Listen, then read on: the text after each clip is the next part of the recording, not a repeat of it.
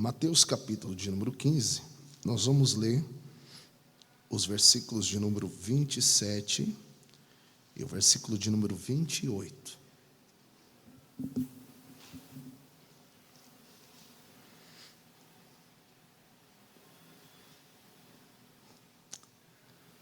Glória a Jesus. E ela disse: sim, Senhor, mas também os cachorrinhos comem das migalhas que caem da mesa dos seus senhores. Versículo 28. Então respondeu Jesus e disse-lhe: ó mulher, grande é a tua fé, seja isso feito para contigo como tu desejas. E desde aquela hora a sua filha ficou sã. E você diz amém? Amém. Diga comigo: ó mulher, grande é a tua fé. Fica ao seu critério, Bíblia aberta ou Bíblia fechada, podemos assentar, em nome de Jesus. Amados, eu sei que é de conhecimento de todos esse texto.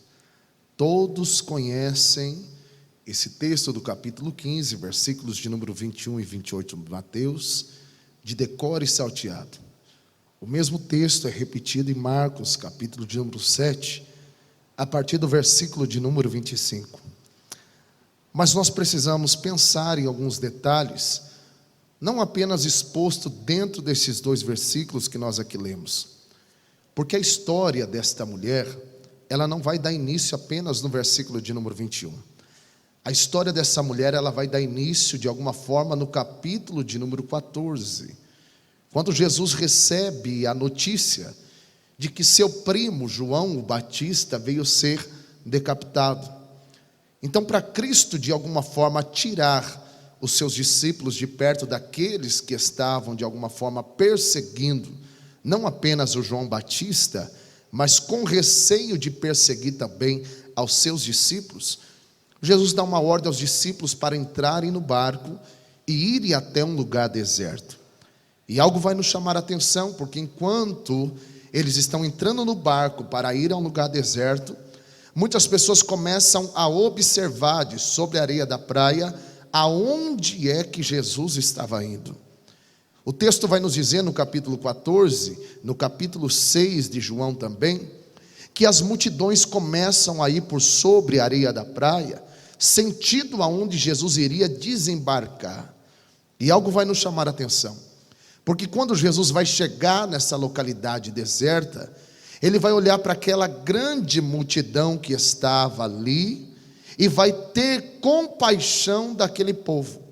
E não apenas ter compaixão, mas dizer que via eles como ovelhas que não tinha pastor. Jesus desce do barco e vai trazer uma palavra rápida para eles, em torno de 3h30. Jesus vai pregar para eles. Jesus vai anunciar o reino dos céus para eles. E algo nos chama a atenção. O que é que leva um pai de família? O que é que leva uma dona do lar? O que é que leva filhos? O que é que leva uma família a sair da sua zona de conforto, chamado sua casa, lugar de descanso, lugar de refúgio, e ir para um lugar deserto? O que faz essas pessoas estarem em uma localidade que não tem comodidade nenhuma, mas que estão de alguma forma cientes que Jesus estará presente naquele deserto? Algo com toda certeza eles tinham como intenção no coração em estarem perto de Cristo. E Cristo de alguma forma olha eles como ovelhas que não têm pastor, tem deles compaixão e passa a pregar. A hora vai avançando, o dia vai passando, e de repente um dos discípulos chega até Jesus e faz um pedido para ele dizendo: mestre, despede as multidões, manda elas embora, para que antes, ao chegarem nos seus vilarejos, ainda encontrem o que comer. A hora já é avançada, então manda este povo embora. Jesus olha para os seus discípulos e diz a eles: por que vocês mesmos não dão a eles de comer? A Bíblia nos diz que quando Cristo faz essa indagação, esse questionamento na mente dos discípulos, Filipe está ao lado de Jesus e faz um rápido cálculo daquela multidão que estava no deserto. E ele contabiliza 5.000 homens, fora mulheres e crianças. Acredita que cerca de 11 a 13 mil pessoas no deserto. Ele faz um rápido cálculo e diz a Jesus: mestre, nem que nós tivéssemos 200 denários, ou seja, um dia de serviço ganho, daria para alimentar toda essa multidão. Jesus então olha para os discípulos e pergunta: e o que é que vocês tendes? Porque de alguma forma Jesus estava não apenas tratando em trazer uma provisão para as multidões, Jesus estava tratando na escola dos discípulos que eles precisavam estar preparados em qualquer momento, em qualquer ocasião. As duas perguntas que Jesus faz não é para a multidão. As duas perguntas que Jesus faz é exatamente para os discípulos. Os mesmos que deram e fizeram pedido a Jesus: manda as multidões embora. Jesus torna a perguntar: e o que é que vós tendes? A Bíblia nos diz que o discípulo André se aproxima de Jesus pelo meio da multidão, trazendo com ele um rapaz de aproximadamente 14, 15 anos de idade, um menino, como diz no sul, um piá. E ele está trazendo aquele menino próximo de Jesus, e aquele menino está com algo em suas mãos, e nós sabemos que era um cesto com 5 pães e 2 peixes. Aparentemente o menino se apresenta, os discípulos estão olhando, e quem sabe para eles não está tendo serventia alguma. Aquilo não presta, aquilo não tem utilidade nenhuma, mas é claro que não vai ter. Porque o menino está trazendo dentro de um culto, não com a intuição de todos aqueles que vieram fazer em estar um ambiente como aquele. Porque de 13 mil pessoas presentes em uma reunião que foi para buscar algo de Jesus, aquele menino não vai apenas para buscar, aquele menino vai para levar algo para Jesus. Porque enquanto os discípulos de alguma forma poderiam estar olhando, pastor Edmundo, e dizendo: o que tem na mão desse menino não presta, não serve, é óbvio. Porque nas mãos do menino e nas mãos dos discípulos, aqueles pães continuariam se tornando 5 pães e 2 peixes. Mas o menino vai colocar na mão certa. Porque o que na minha mão continua sendo 5 pães e 2 peixes, na mão de Jesus vai dar para alimentar uma multidão. Eu pergunto a alguém trouxe algo para Deus nesse culto aqui hoje, irmão? Ele vai e entrega nas mãos de Jesus. E sabe os mesmos que disseram para Jesus: manda as multidões embora? Agora eles vão ter que colocar em prática o obedecer aquilo que Jesus dá ordem para eles fazer. Primeiro, tragam do barco os cestos. Segundo, pede ao povo que vocês mandaram embora que se assentem sobre a relva verde. Não despeçam eles sem que antes eles venham se alimentar. Senta o povo de 100 em 100 e de 50 em 50. E os mesmos que agora tinha dado ordem, pedido a Jesus para mandar as multidões embora, agora vão ter que servir o povo. Porque com Deus é assim, irmão. Quando a gente acha que não tem serventia nenhuma, Jesus está dizendo: é você que eu vou dar ordem para servir aquilo que você disse que não servia. Jesus então olha para os discípulos, levanta o cesto, dá graças ao Pai e multiplica os 5 pães e 2 peixes. Os discípulos dão ao povo de comer, e a Bíblia nos diz que ainda sobraram 12 cestos cheios. Quem vai levar os cestos cheios para casa não é o menino que trouxe a oferta. Porque o intuito dele entregar na mão de Jesus aquilo que era pequeno na sua mão, ainda trouxe provisão sobre muitas vidas. Então o menino volta de alguma forma satisfeito. E quem é que ainda vai levar os cestos embora? Os discípulos. Os mesmos que pediram para Jesus despedir as multidões, ainda foram de alguma forma beneficiados. Só que Jesus dá uma ordem para eles: levem os cestos para os barcos e naveguem até o outro lado do mar. Essa é a ordem que Jesus deu para eles: enquanto eu despeço das multidões e subo ao monte para orar sozinho. Jesus então despede das multidões, sobe ao monte e os discípulos estão navegando. Eles estão navegando. E eles estão sobre aquilo que normalmente eles conheciam muito bem. Estavam dentro daquele barco homens experientes com o mar, sim ou não? Estava dentro daquele barco homens que tinham conhecimento de período exato para se pescar, sim ou não?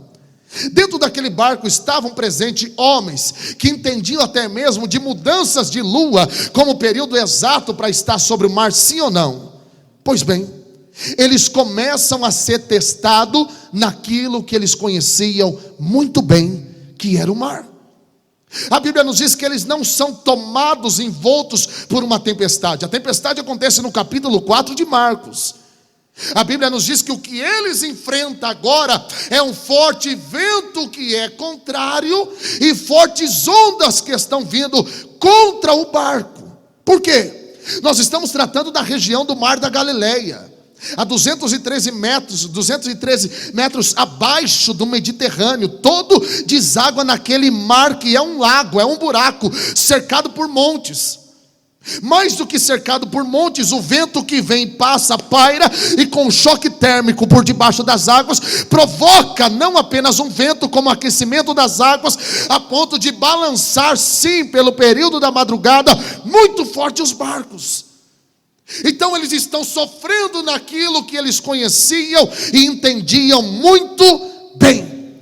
Eles passam uma madrugada chamada de período da provação.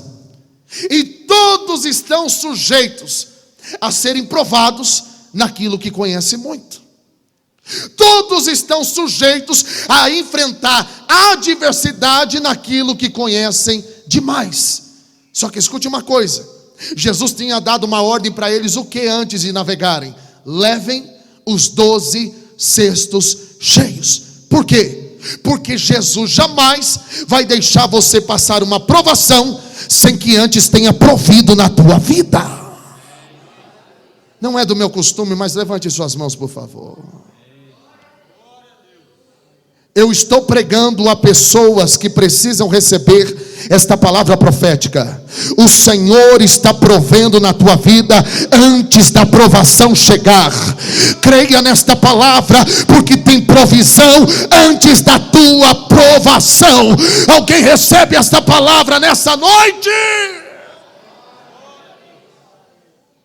Irmãos, na onisciência de Cristo, pastor Edmundo, Cristo sabia da adversidade que os discípulos iriam enfrentar. Então ele providencia sobre aqueles que deu ordem às multidões ir embora. Eles vão passar uma madrugada de prova, mas a provisão está lá dentro. Eu estou pregando para pessoas que, quem sabe, está sendo provada naquilo que conhece muito, naquilo que estudou, naquilo que se formou. Só que entenda uma coisa: no meio desses dias de adversidade, Deus jamais deixará de prover na tua vida. Aleluia! Eu estou sentindo a graça de Deus aqui nessa noite. O vento era contrário, as fortes ondas batiam no barco. E a Bíblia nos diz que chega o quarto período da noite, chamada a quarta vigília, entre as 3 e as 6 da manhã. O dia está prestes a amanhecer. Eles estão enfrentando um momento tão difícil que produziu muito medo neles. Por quê? A Bíblia nos diz que eles não conseguiam sair do meio do mar. Para ajudar, o medo nos faz perder a sensibilidade do mundo espiritual. Porque a Bíblia nos diz que Jesus está vindo por sobre as águas, e eles estão vendo de longe aquilo que vem por sobre as águas, e eles gritam dizendo: é um fantasma. Por que é que eles gritam dizendo é um fantasma? É claro que havia um misticismo na cultura dos judeus. Só que nós precisamos entender uma coisa, que o medo nos faz perder a sensibilidade espiritual. O medo nos faz deixar de acreditar que quem está vindo ao nosso favor é Cristo. Pastora, quando eles gritam dizendo é um fantasma, eles estão assumindo que estão tomados de medo. E eu já falei sobre medo em outra oportunidade aqui. O medo tem duas funções. O primeiro é um agente psicológico, um agente de defesa. Segundo, o medo é um agente de Deus. Quem é que quando está com medo não grita dizendo ai meu Deus? Porque o medo nos faz lembrar de uma solução no momento. Então é por isso que nós clamamos por Deus. Quando eles começam a gritar de medo, a Bíblia nos diz que sobre as águas Jesus passa a gritar para eles dizendo: ei, sou eu, tem de bom ânimo, não temais. Porque ele sabe que o medo nos produz essa insensibilidade. Quantas pessoas nesse ano passaram e estão passando o processo do medo? O processo não apenas da pandemia, porque a palavra pandemia vem de pânico, do Deus Pan, visto no capítulo 16 de Mateus. Todos estão sofrendo ou sofreram de alguma forma com o medo, com o pânico. E aí Jesus vem para de alguma forma solucionar o problema da pessoa, mas o medo nos faz perder a sensibilidade. A gente até acha que é o adversário que está vindo, mas quando Jesus grita dizendo sou eu, a Bíblia nos diz que Pedro então diz: se és tu, Senhor, manda-me ir ter contigo por sobre as águas. O que Jesus diz? Vem. Sabe o que Pedro está dizendo?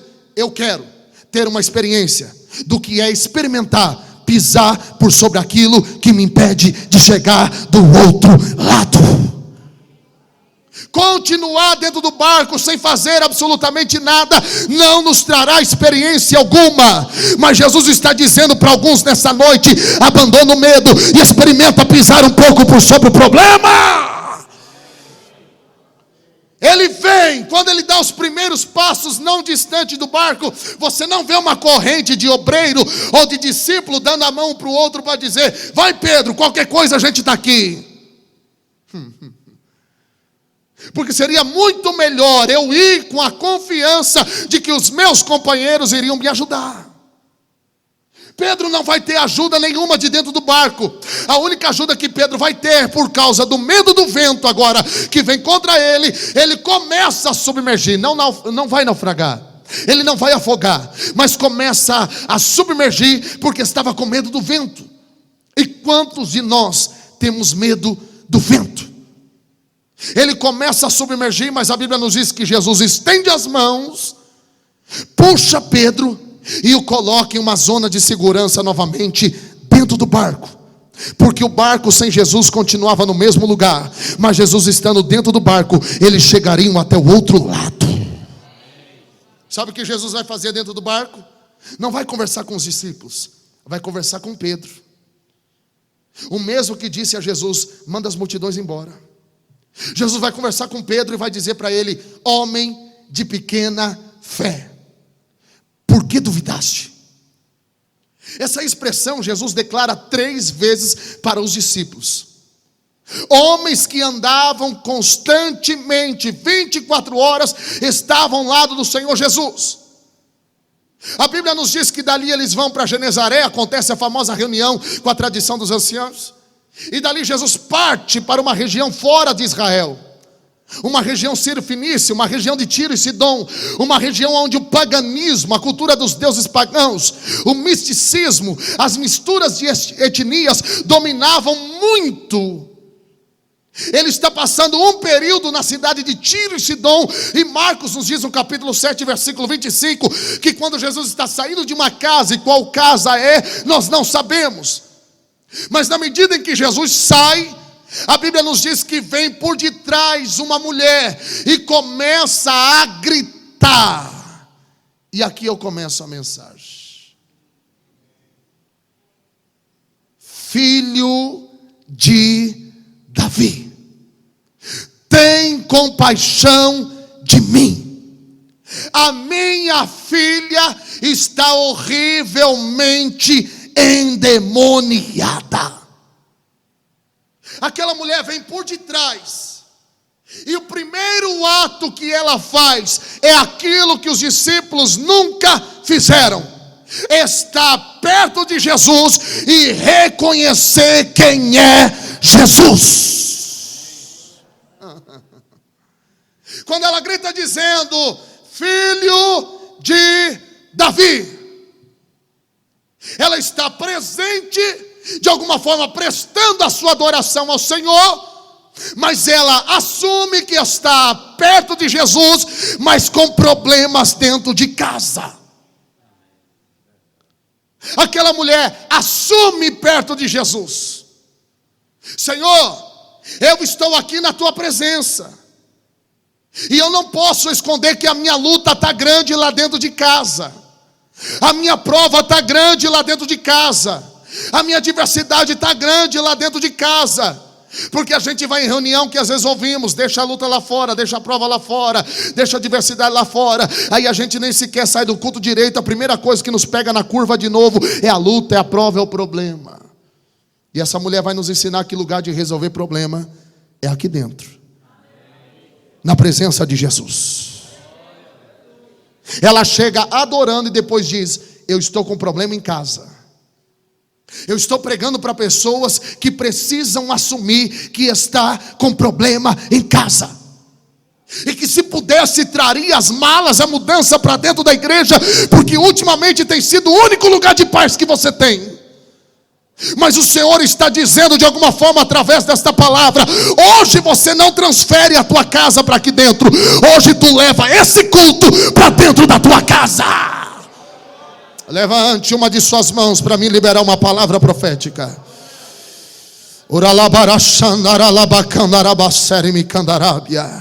Quem sabe a gente veio nessa noite em busca de um milagre, e o Pai está dizendo: eu não tenho apenas um milagre, eu tenho um poder para liberar sobre a tua vida, que vai provocar milagres em muitas outras pessoas. Quem acredita e recebe poder de Deus nessa noite?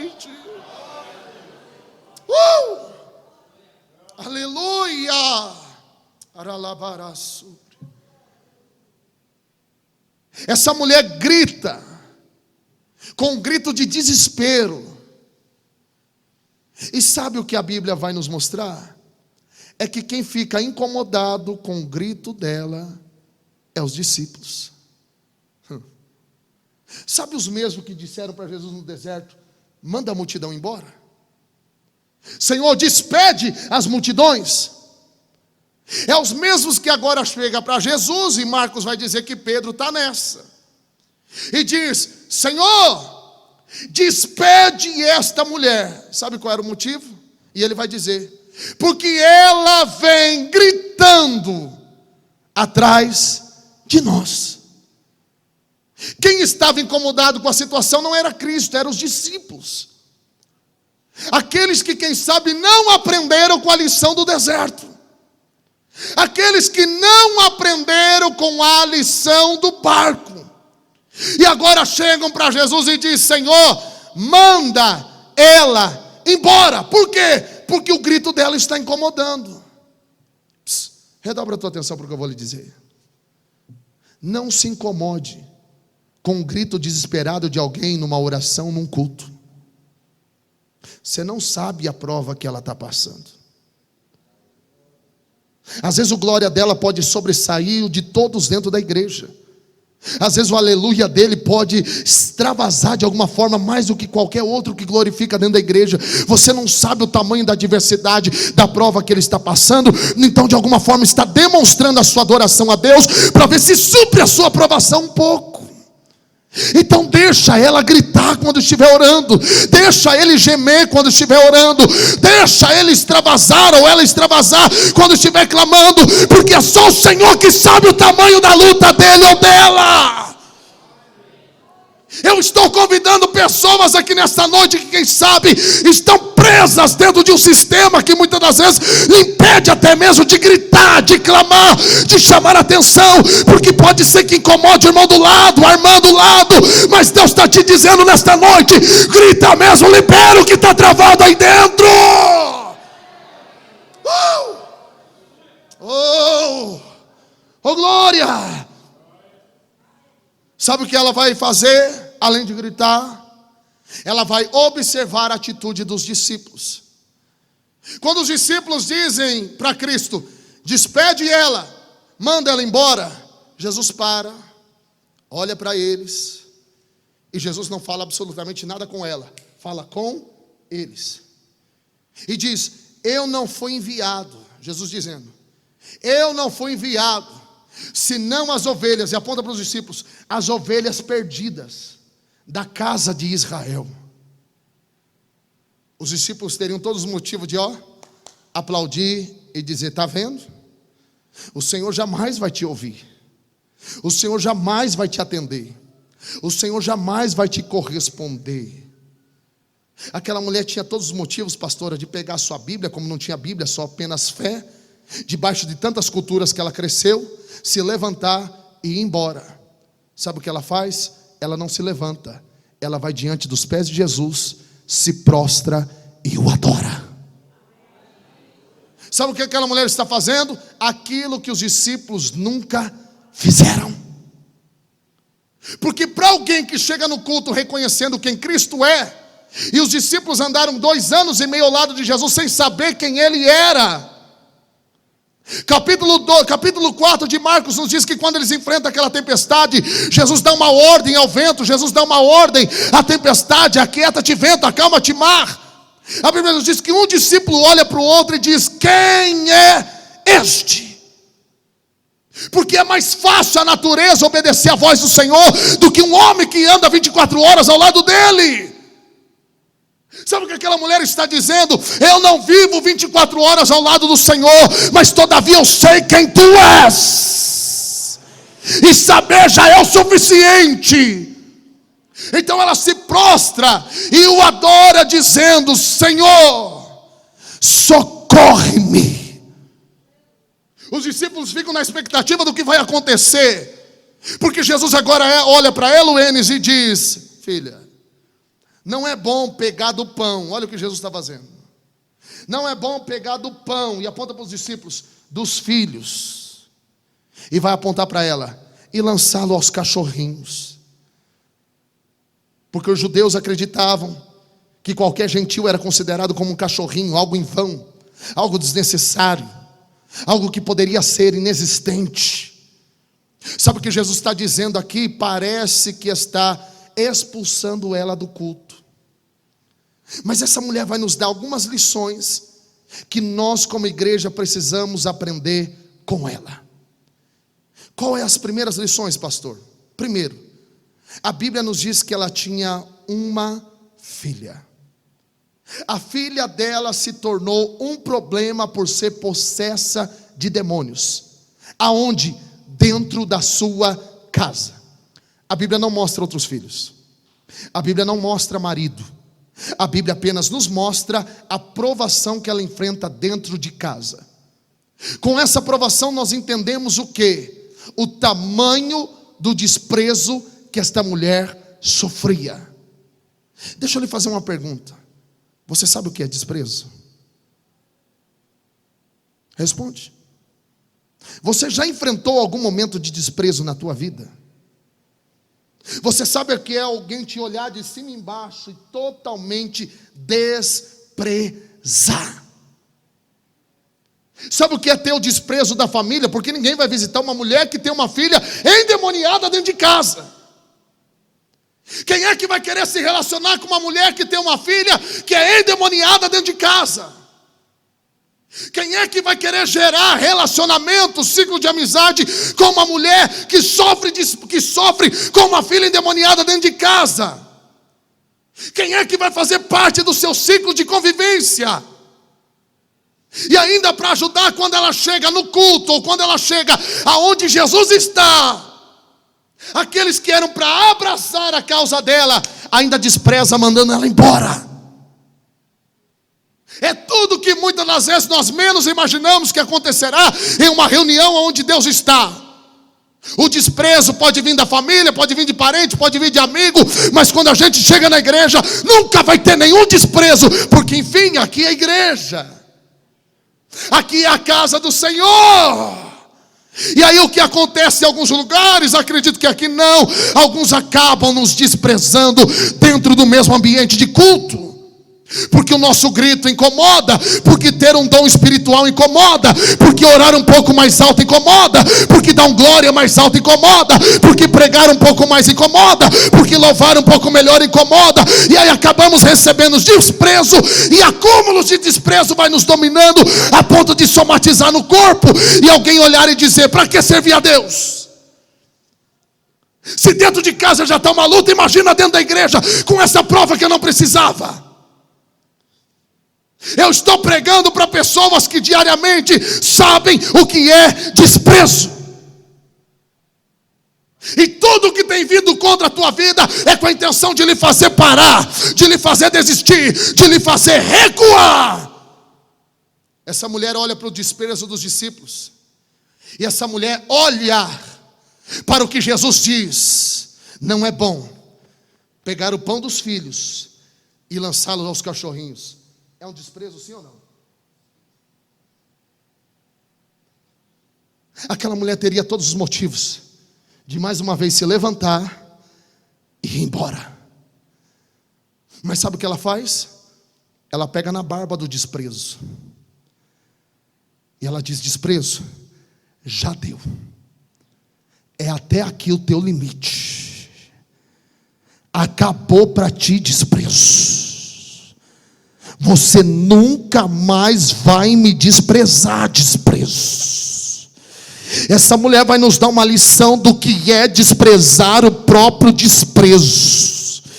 Eu estou pregando para pessoas que enfrentam constantemente essa luta, que enfrentam constantemente essa adversidade, e eu estou lhe dando uma instrução por dentro da palavra. Está na hora de pegar na barba do desprezo e dizer: olha em mim, de cima e embaixo, porque a partir de hoje o desprezo, eu não lhe dou mais liberdade para me desprezar.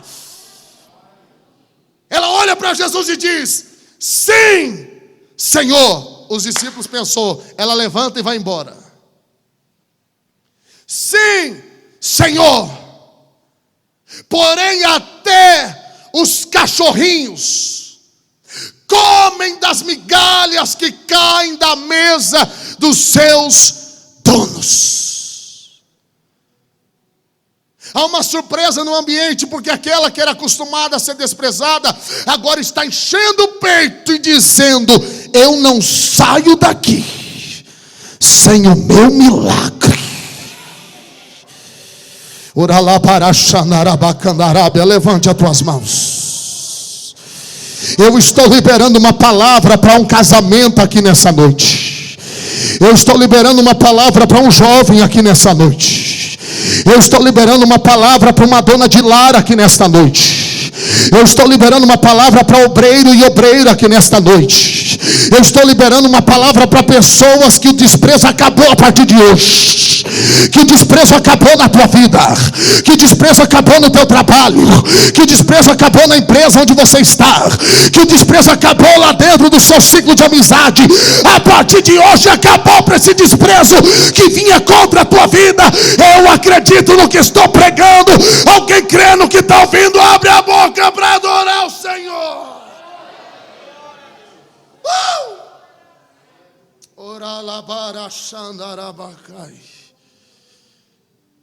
Dá um basta nesse desprezo hoje. Porque quando ela olha para Jesus e diz: sim, Senhor, até os cachorrinhos comem das migalhas que caem da mesa dos seus donos. Sabe o que essa mulher está dizendo? Ok, Senhor, os discípulos têm o pão 24 horas. Não foi assim que o Senhor começou dizendo? Não é bom pegar do pão dos filhos? Sim, Senhor, o pão é dos filhos. Mas sabe o que ela está dizendo, pastora? Os filhos não sabem aproveitar o pão que tem. Como é que os pregadores dizem? Você está entendendo? Você está compreendendo? Ela está dizendo: Jesus, os discípulos têm o pão 24 horas e não sabem aproveitar o pão que tem. Mas eu só preciso de uma migalha para que milagres venham acontecer dentro da minha casa. Sabe o que ela está dizendo antes? Eu só preciso de um farelo de pão. Eu preciso só de uma palavra. Porque o que os discípulos têm, eles não sabem aproveitar. Foram numa região expulsar os demônios e não conseguiam expulsar. Eles foram em outra localidade enquanto o Senhor Jesus estava orando no monte e não conseguiram expulsar o demônio do filho daquele pai que estava desesperado. Então, Jesus, eu não preciso desse pão 24 horas. Eu só preciso de uma palavra, de uma migalha.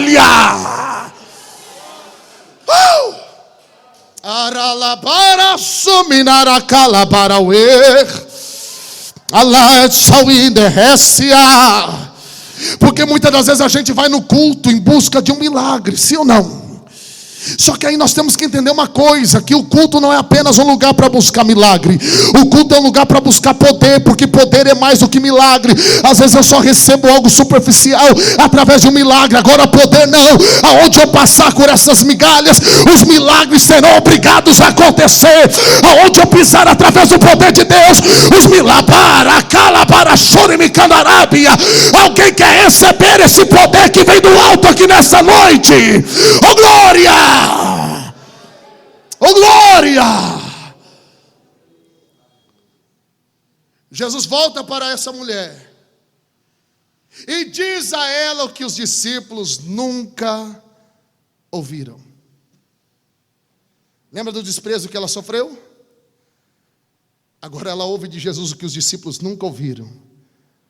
Ó mulher, grande é a tua fé. Lembra do capítulo 14, versículo 31? Jesus olha para Pedro e diz: homem de pequena fé. O camarada andava 24 horas ao lado de Jesus, tinha o pão 24 horas ao lado de Jesus, e ainda Jesus o chama de homem de pequena fé. Entendeu onde começa a história dela? Lá no desprezo nas multidões. Mas quando Jesus está diante dela, que ela diz isso, Jesus olha e fala: ó mulher, grande é a tua fé. E antes que você peça qualquer coisa novamente, seja feito conforme tu desejas. Jesus não diz a ela: seja feito conforme a minha vontade. Sabe o que Jesus está dizendo? O que é que você precisa mesmo? Alguém está entendendo? O que é que você precisa aqui nessa noite mesmo? A Bíblia nos diz que antes dela chegar em sua casa, desde aquele momento, ela não tinha saído ainda da presença de Jesus, mas lá dentro de casa o problema já tinha sido resolvido. Levante a tua mão que eu vou encerrar agora. Antes que você saia dessa reunião, antes que você entre para dentro do portão da sua casa, antes que você insira a chave, antes que você vire a maçaneta da porta da tua casa, o Pai está dizendo: eu libero o poder sobre a tua vida aqui nessa noite, para que quando você entrar na tua casa, aquele problema já tenha sido resolvido. Eu estou liberando poder sobre vidas aqui nesta noite. Eu acredito no que estou pregando. Alguém crê no que está ouvindo? Só quem quer receber poder de Deus, fica de pé para adorar o Senhor nessa noite. Ora lá.